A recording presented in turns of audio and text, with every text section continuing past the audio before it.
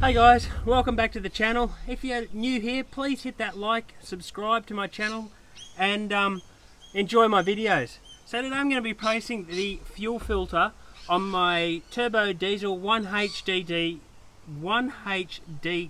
80 series Landcruiser. I've chosen to go with a Ryco fuel filter. There's other brands out there, up to you which one you go with.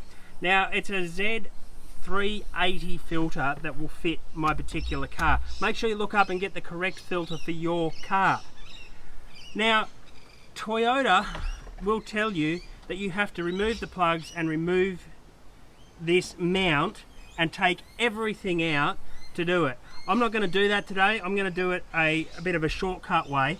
Now some models of cars, and mine used to have it, but a previous owner has cut this off. Down on the bottom of the fuel filter here, so fuel filter is located on the left hand side of your car next to the engine, sitting right here. Now on the bottom you will find that some models will have a water sensor. It's a good idea to have that. Unfortunately, some previous owner of this car has cut that out, so mine does not have that. Let's get into it. So what you can see here is we have our fuel line coming in, our fuel line going out. Now I have one of those yellow magnet thingies down there, fuel savers. I tried to use it, yeah, wouldn't bother with them, waste of money. They don't save you any fuel. So what we do, and I can't actually grip it,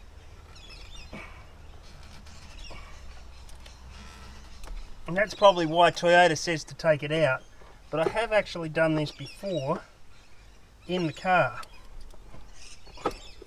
Now you can probably see my date on there, 27/9/18. I always write the date and the kilometres on the filter, just so that I know when it was done, and I should have done this a long time ago, which is probably why it's actually so tight.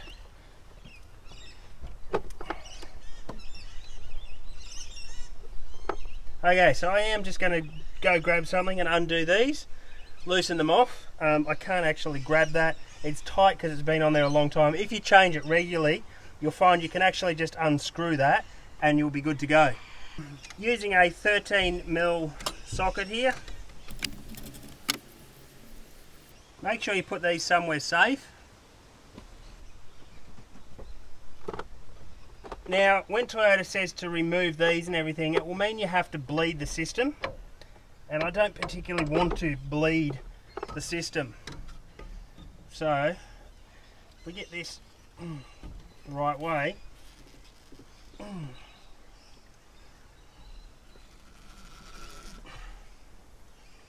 that is extremely tight.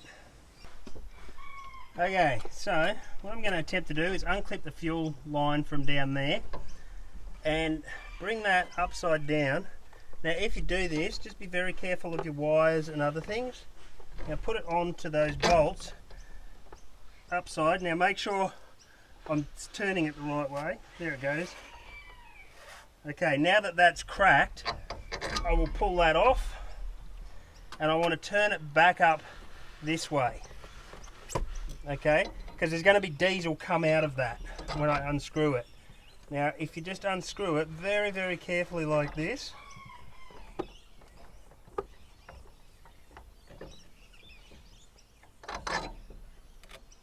like that. Now you've got your filter. Remember that you may have had to unplug. As you can see, mine's all been butchered and munted down the bottom here. There is diesel in this filter still, so don't tip it over, it will go all through your car. Now, as I said, it's full of diesel. I've just got an old pop thing here, and there goes my diesel.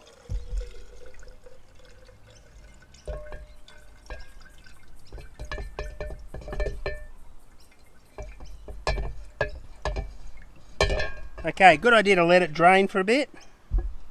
Now the reason I've done that is because I need to get this out. I'm hoping it's still in the camera shot there. No, it's not. Let's move it there. Okay, I need to get this bottom bung out. So I'm going to do that next. Now I just use a pair of these. And if you can get a good grip on it somewhere,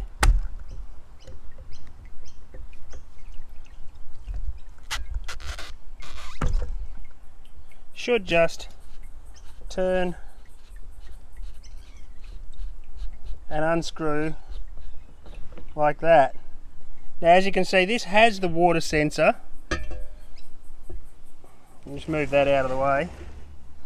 This has the water sensor assembly on it, but somebody has cut the 2 wires off the bottom, which is a little bit annoying. One day I might get another one and put it on.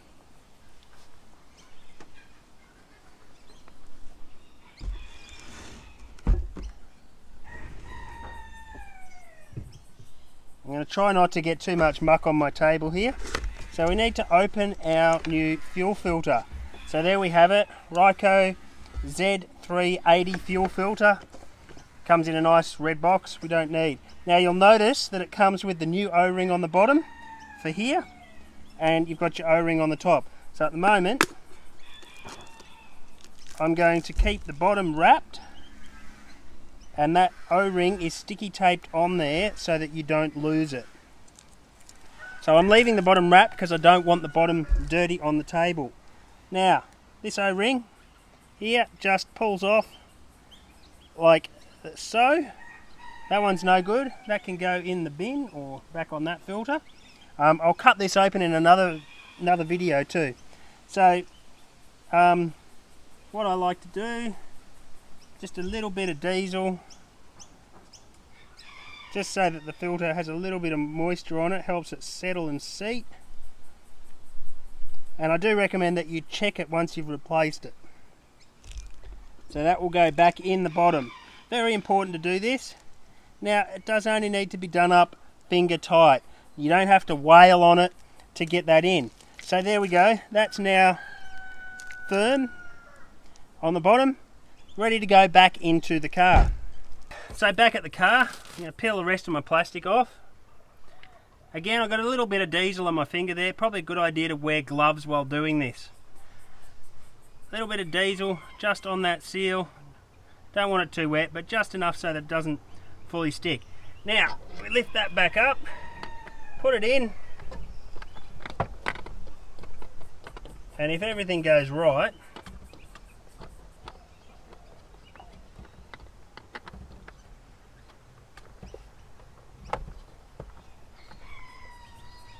it should just screw up. Now again, you don't need to wail on it, just go firm. The last one that I put in was probably a little bit tight in there, so that will go back on. Now your bolts that you've kept from somewhere nice and safe, make sure they go back on. Now as I said, sometimes you can just unscrew it. If not, just remove those bolts.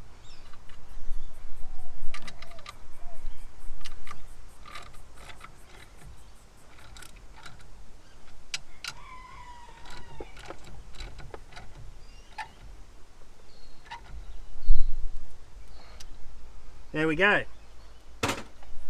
Now to get the car going, you need to use this primer on top because there's no fuel in the fuel filter. Hopefully, because I haven't changed it, it will work and it will bleed, and I have done this before without having to bleed it. If you have to bleed it, that's a whole nother story. You've got to loosen off in injectors and things.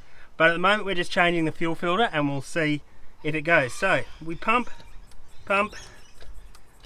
and we keep pumping fuel with this pump until the fuel line, the pump itself goes hard. So speed this up a bit now.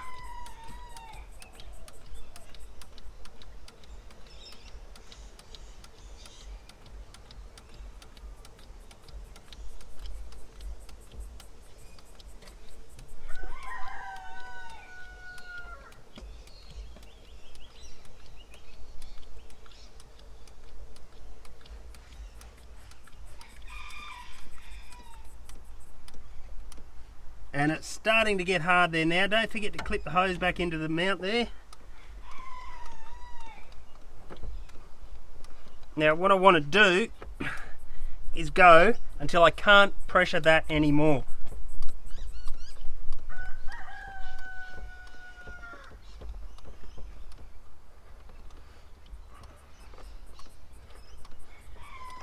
This is a good point in time to check for any leaks, because you're putting pressure into that system.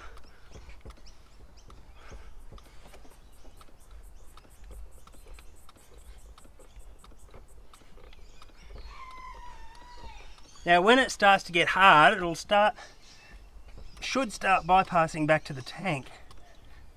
Now make sure you give it a good lot of pumps if you're going to try and do it without bleeding it.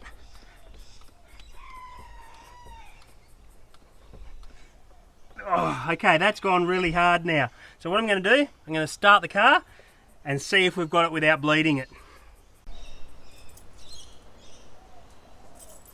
Here we go, let's see what happens.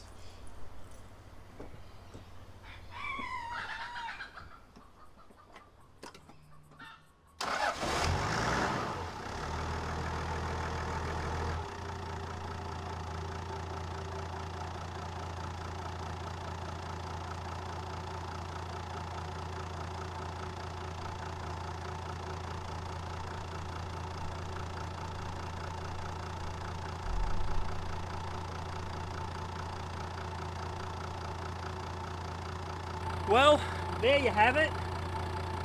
Primed up beautifully. Did not have to bleed the system. It should have a few nice revs.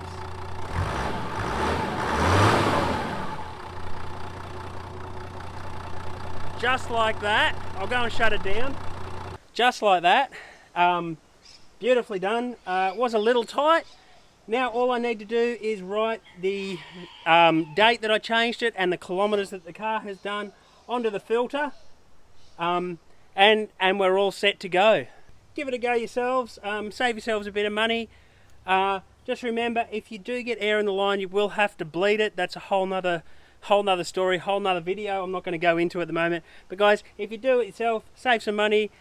Make sure you get out there, 4-wheel driving, have some fun.